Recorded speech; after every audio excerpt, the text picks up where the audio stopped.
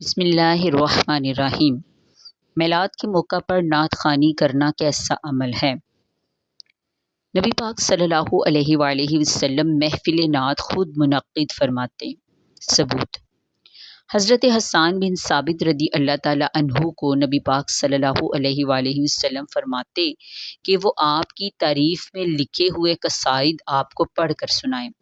اس ضمن میں چند روایات آپ کو بیان کرتی ہوں۔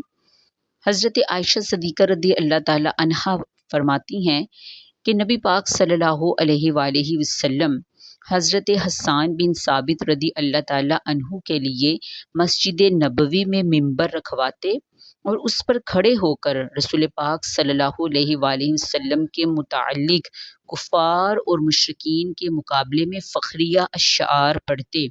ایک مرتبہ نبی پاک صلی اللہ علیہ وآلہ وسلم نے فرمایا، ترمذی کتاب الادب میں ہے، بے شک روح القدس کے ذریعے اللہ عز و جل حسان کی مدد فرماتا ہے جب تک وہ اللہ اور رسول صلی اللہ علیہ وآلہ وسلم کے متعلق فخریہ اشعار بیان کرتا ہے یا اشعار کی صورت میں ان کا دفاع کرتا ہے۔ حضرت اسود بن صری رحمۃ اللہ علیہ سے نعت بھی سنا کرتے۔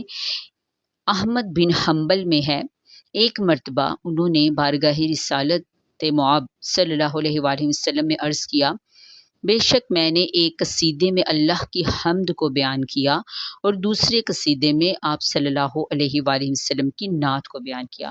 اس پر نبی پاک صلی اللہ علیہ وآلہ وسلم نے ارشاد فرمایا، آؤ اور اللہ کی حمد سے ابتدا کرو۔